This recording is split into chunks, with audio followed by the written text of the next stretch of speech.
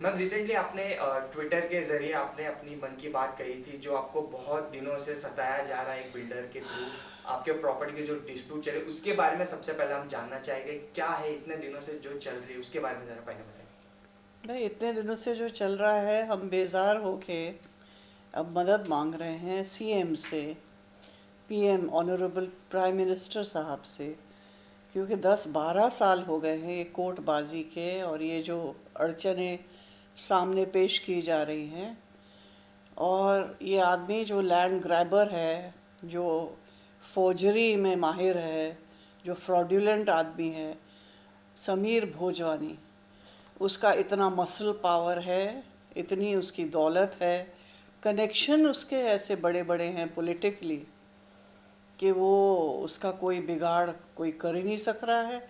यानी कि जो गलत हरकतें वो करता है, करता आया है, इलीगल काम जो करता है, चारों तरफ इलीगल काम करता है। हमारे बंगले के सामने जैसे एक ज़मीन छोटी सी थी, तो वहाँ पे जो है आके कहने लगा दिलीप साहब से, मेरे भैया सुल्तान अहमद से, मुझसे, कि वहाँ एक छोटा सा मुझे कॉटेज बनाना है अपनी बहन के लिए, उनकी बहन के लिए।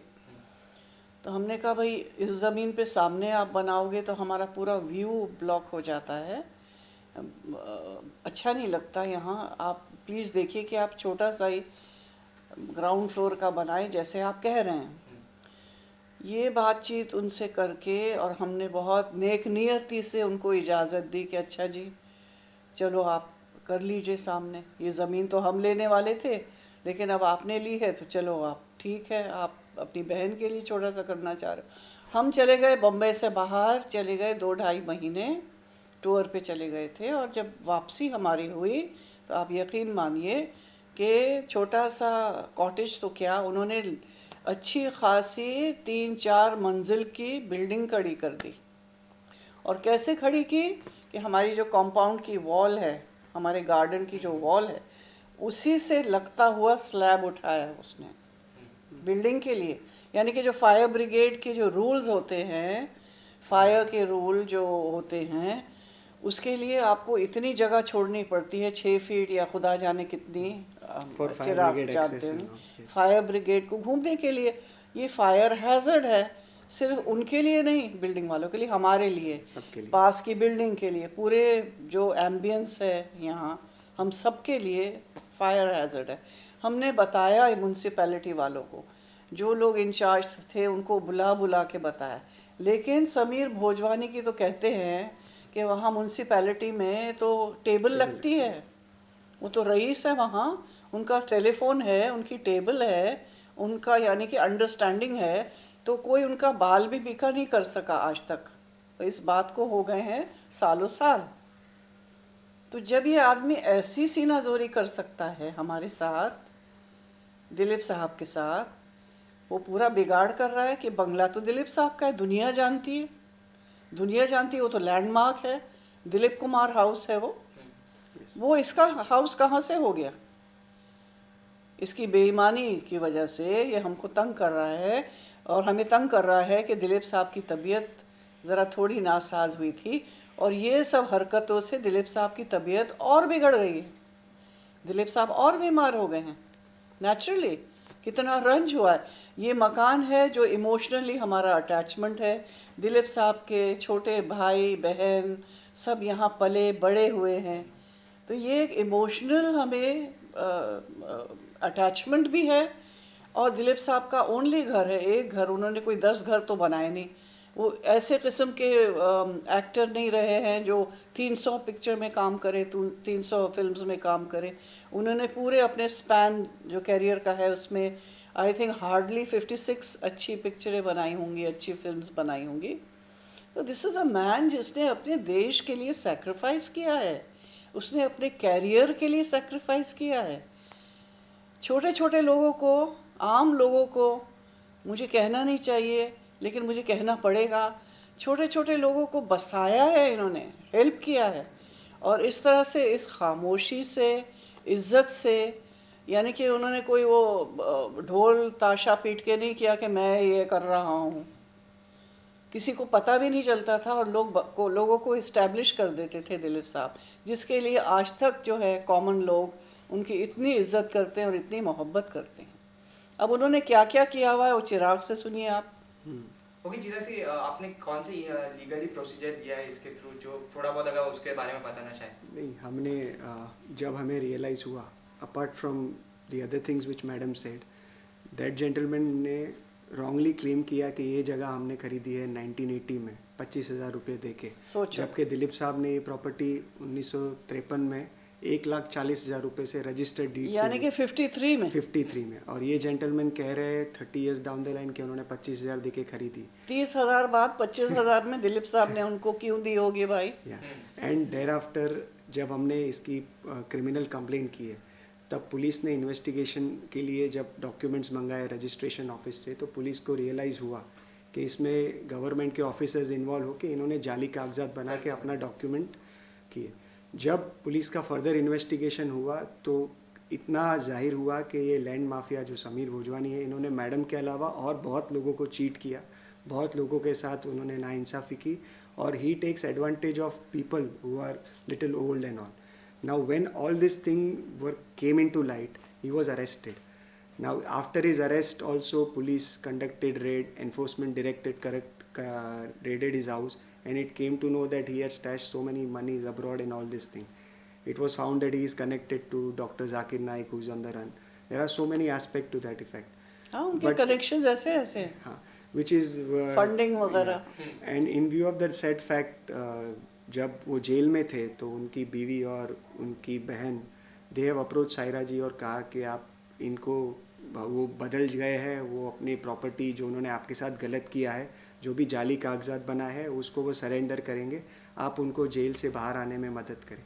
जब अश्योरेंस दिया, हमने बोला कि आप बाहर आके, फिर उसको जेल से वो बाहर आके मैडम के पास आए, उन्होंने बोला कि मैं डॉक्यूमेंट साइन कर रहा वो हूँ। खुद आया यहाँ इन लोगों के साथ, यस, महेश जेठमलानी के साथ में आए, और मैडम को अश्योरेंस देने के बाद, ऑनरेबल सीएम को अश्योरेंस देने के बाद भी अभी तक उन्होंने ना ही कुछ प्रोग्रेस की है। On the contrary, he started harassing madam and साहब again. At this age madam lost his brother because of this litigation. Madam इतना उनके ऊपर स्ट्रेन आ रहा है, मेरे भाई के ऊपर, और मेरे भाई सब करता धरता भाग दौड़ करने वाले वही, मेरे से कुछ ही बड़े थे, 4 साल बड़े उम्र में। इतना उनके ऊपर स्ट्रेन पड़ा, इतना स्ट्रेस आया, इतना परेशान किया इस आदमी ने कि एक रोज़ उनको 25 मिनट के अंदर ऐसा ज़बरदस्त हार्ट अटैक आया और वो चल बसे। मेरा भाई चला गया इस लड़ाई झगड़े में, सोचो। ओके मैम, आपको बहुत दिन से हैरेस भी किया जा रहा है, तो उसके बारे में अगर थोड़ा बता दें कि आपको धमकी भी मिल रही, क्रिस पकड़ के धमकी मिल रही, उसके बारे में अगर थोड़ा बता सकते। अब धमकी के बारे में के यानी धमकियाँ, ऐसे बहुत से लोग जो ये लैंड माफियाज होते हैं वो डायरेक्ट धमकी नहीं देते, वो कोर्ट केस करके, ब्यूरोक्रेट्स को करके, इनडायरेक्टली बहुत से थ्रेट्स डायरेक्ट नहीं होते, वाया मीडिया होते हैं, इन बिटवीन होते हैं, and they are aware about Dilip Saab's health and they want to harass them. So by harassing them, he wants to achieve his purpose, so that madam at this age feels that you take away the property, I don't want to build a museum. That is what his intention is. He wants to build a huge building over here. कोशिश है ना। See, if you have a money power, आपके पास अगर बहुत सा पैसा है, आपके जेब में जब गवर्नमेंट ऑफिसर्स है, कलेक्टर्स से लेके सब लोग, तो ये वो चीज़ का फ़ायदा उठाते हैं, और वो चाहता है कि मैडम ये हरेसमेंट से थक के उनके साथ सेटलमेंट कर दे।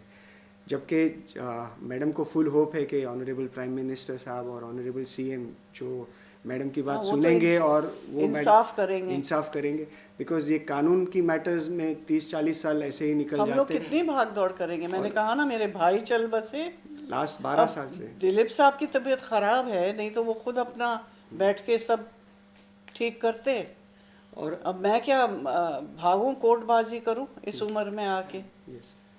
और भी लोग हैं, जैसे कि मैं पता नहीं नाम लेना चाहिए कि नहीं, दूसरा बंगला है नासिर हुसैन जी का है, खताओ फैमिली का है, सबके साथ उन्होंने ऐसा ही किया है, and he is a habitual criminal.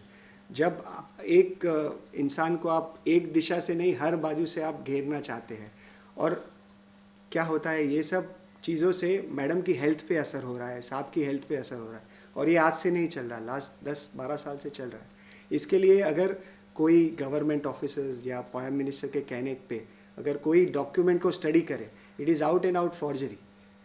That is why we request you as a media to just see the documents and take some action. Yes. Okay, और आपने अभी पीएम मोदी जी से भी मतलब अपील की है मदद करने की, ट्वीट किया है ये. Yes. ट्वीट किया है, तो उनके तरफ से कोई रिप्लाई या कोई मदद की आई है, कोई तो मैसेज? अभी तो ट्वीट किया ही है. क्योंकि वो मुंबई में आज आए हैं. हाँ, लेकिन मुंबई में सुना है कल्याण वगैरह कुछ कल्याण में आए हैं. इनॉग्रेशन कर रहे हैं और उन्होंने सीएम को डायरेक्शन तो ऐसे दिया हमने है. ट्वीट में पढ़े हैं कि पीएम साहब ने सीएम साहब को बोले हैं कि आप ये मैटर को जल्द से जल्द सुलझाएं, इस पेपर को स्टडी करें. Since prime minister is busy, I think, and we are very hopeful that prime minister will look into the matter and hear madam for 5 minutes. And it is our request that in this country we have high hopes from Honorable Prime जैसे Minister. कि Modi And ji I की hope सरकार hope our kind CM also will look into it Yes. और वो action लेंगे. 3 महीने से वो मुझे प्रॉमिस तो कर रहे हैं कि वो ज़रूर उनसे बातचीत करके और मामला जो है सलटाएंगे फडणवीस जी. तो मुझे पूरी उम्मीद है कि वो अपने जो भी उन्होंने कहा है कि वो सलटाने की कोशिश करेंगे. I hope he will be sticking to his word and doing the needful. Okay, Chirag ji, आपसे जानना चाहिए कि आगे की प्रोसीजर, लीगल प्रोसीजर क्या होगी, आपने अब क्या ली है एक्शन, जो अगर बताना चाहें? लीगल प्रोसीजर में तो हम 2 बार नहीं 6 बार टोटल जीत चुके हैं. उन्होंने 6 बार ट्राई किया मैडम का कंस्ट्रक्शन रोकने के लिए. हर बार वो हारे हैं. वो अभी उसने अपील फाइल की है. पर हमारे देश में सिस्टम ऐसा है कि अपील के ऊपर then high court, then supreme court, and on the basis of forged documents वो गैर कानूनी बनावटी कागजात के ऊपर अपना क्लेम केस बना रहा है. इसके लिए हम चाहते हैं कि ये पेपर को स्टडी किया जाए और वही कागजात जिसके बेसिस पे वो अपनी ओनरशिप क्लेम कर रहा है, वही कागजात ईओडब्ल्यू ने और पुलिस ने पाया गया है कि ये बोगस डॉक्यूमेंट्स हैं. तो हमारी रिक्वेस्ट रहेगी कि हमारी प्ली पे hearing as early as possible हो और जो कागजात जो जाली है और जो गवर्नमेंट ऑफिसर्स जिनके साथ मिलके ये हुआ है उनके अगेंस्ट में इमीडिएट एक्शन हो. ये हमारी रिक्वेस्ट है ऑनरेबल प्राइम मिनिस्टर साहब. ओके, मैम, आपसे भी एक चीज़ सिर्फ जानना चाहेंगे. साहब जी की सेहत अब नासाज रहती है, बट आप बीच बीच में आप पोस्ट करते रहते हैं और उनके अभी जन्मदिन भी था, तो उनके बारे में अगर थोड़ा बताइए कि फैन जानना चाहिए उनकी तबीयत अब कैसी है. हाँ, मैं सबसे इन टच रहती हूँ. व्हाट्सअप जो आते हैं और आपको खुशी होगी कि बर्थडे में भी दुनिया के हर कोने से मैसेजेस आते हैं. दिलीप साहब बहुत खुशनसीब हैं कि आप सबकी दुआ है उनके लिए. तो आपको ये जान के खुशी होगी कि कहीं लंदन में गेट टुगेदर हो रहा है, कहीं कनाडा में हो रहा है, कहीं पेशावर में हुआ है. और एक जगह अहमदाबाद में. इस तरह से पॉकेट्स अलग अलग हैं. फिर वो लोग इकट्ठे होते हैं, वहाँ केक कटिंग होती है, लाउड स्पीकर्स लगाए हुए होते हैं. फिर वो मुझे फ़ोन करते हैं मैसेज के लिए. तो जब दिलीप साहब की तबीयत ठीक थी तो खुद भी वो बात किया करते थे. अब किसी दिन मूड है, किसी दिन नहीं है. अगर नहीं बात करते तो फिर मैं उनकी जगह मैं बात कर लेती हूँ उन सबसे माइक के ऊपर और सबको खुशी होती है कि हमसे कांटेक्ट हो गया. तो इस तरह से बहुत खूबसूरती से सेलिब्रेशन हो जाता है. और टच वुड, ढेर सारे फूल आते हैं, इतने सारे ढेर सारे केक्स आते हैं जो हम 10 दिन तक खाते ही रहते हैं. केक कटिंग जो है वो रोज़ाना होती है. कितना इमोशनल, कितना प्यार करते हैं. आपने जैसा बताया जगह जगह होते, घरों में भी होते, हमने किया है, घरों में भी केक काटे बिल्कुल, और बहुत प्यार करते. तो कितना इमोशनल आप हो जाते हैं जब बिल्कुल, बहुत इमोशनल हो जाती हूँ बहुत. और बहुत खुदा का शुक्र अदा करती हूँ मैं. और मेरी पूरी उम्मीद है कि आप सब की दुआ होगी कि ये मसला जो है हल हो जाए. एंड हमारे dear prime minister and dear CM also will help out. I really hope so. I pray so. Ma'am, एक मैसेज देना चाहे मोदी जी को, क्योंकि वो यहाँ ही है. हम अगर कुछ कहना चाहे तो आप कह सकते हैं.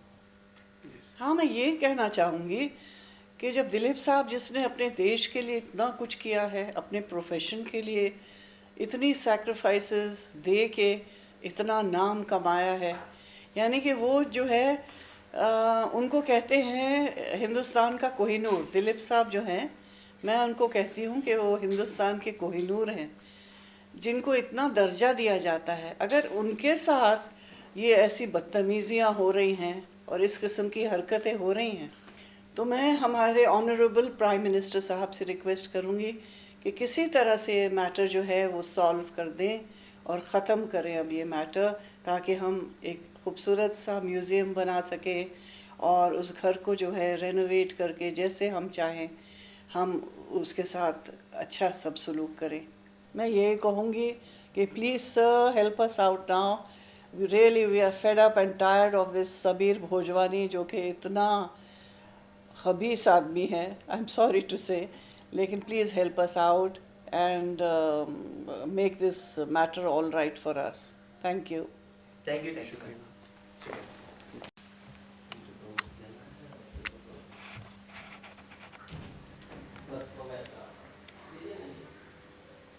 Yes.